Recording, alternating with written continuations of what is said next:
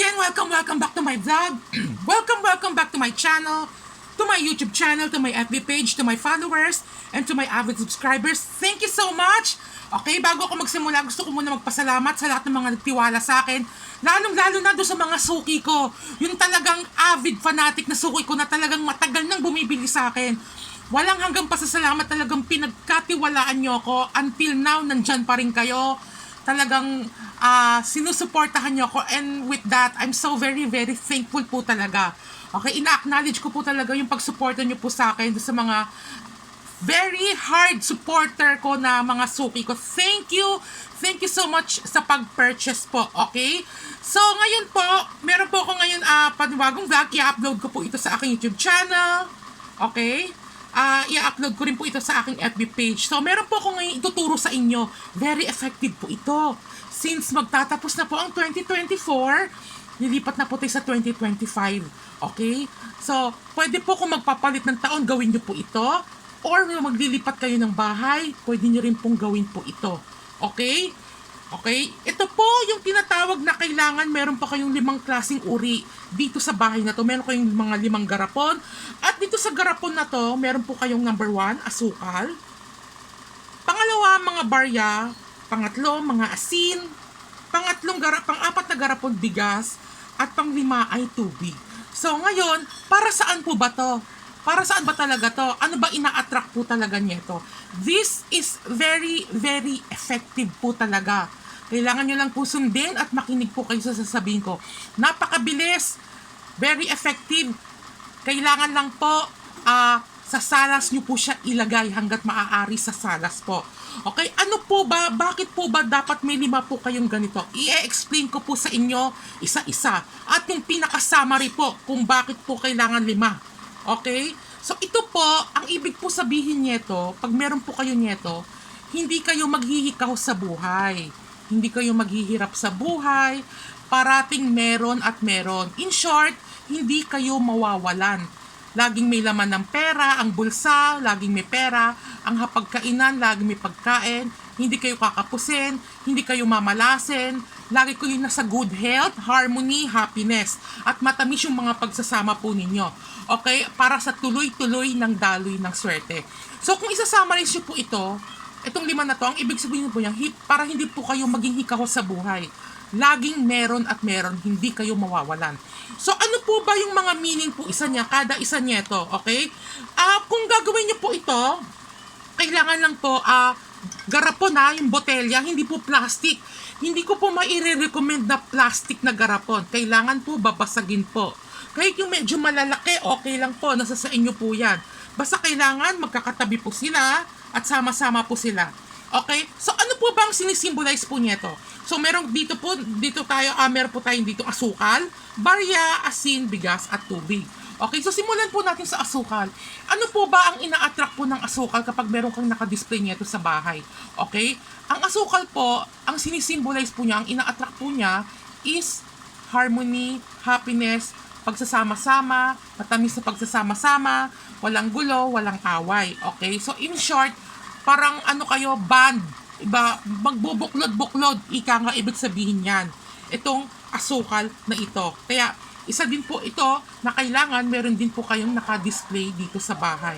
So, sumunod naman po ang barya. So, pag sinabi po natin barya, pera, ibig sabihin, ang sinisimbolize po nito, ang ina-attract po talaga nito is pera. Good fortune, wealth luck, okay? Or money luck. Okay? Para hindi kayo kapusin sa pera.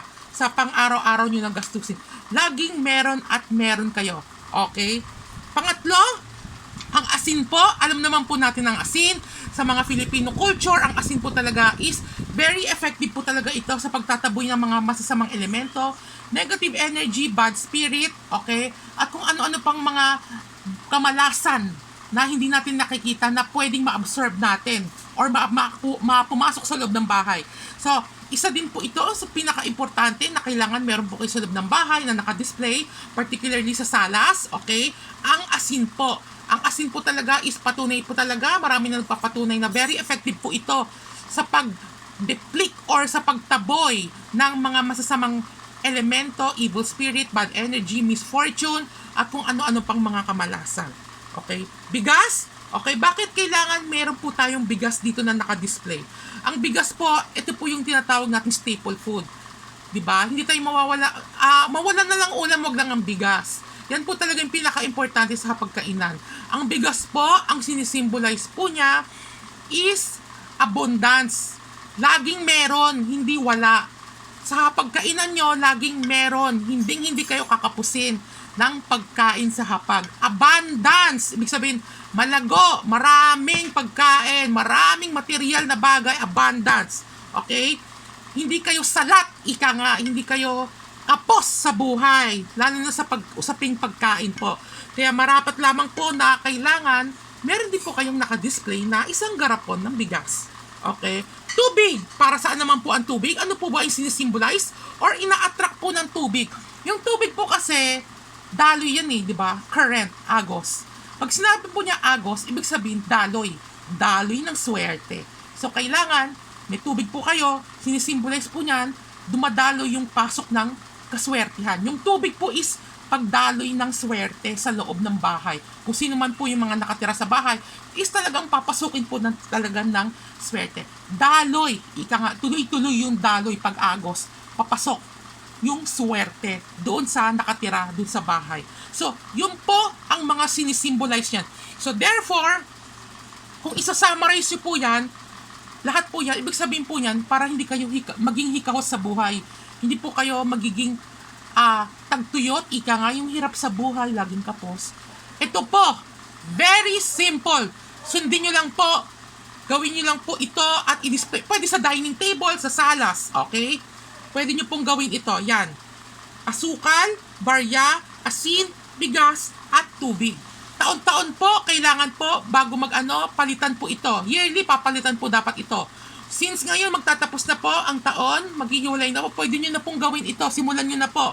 Okay? Bago magpalit ang taon. Ngayon, kung lilipat kayo ng bagong bahay, magdala rin po kayo nito, gumawa po kayo nito. Bago po kayo lumipat ng bahay, kailangan, bit-bit nyo na po ito.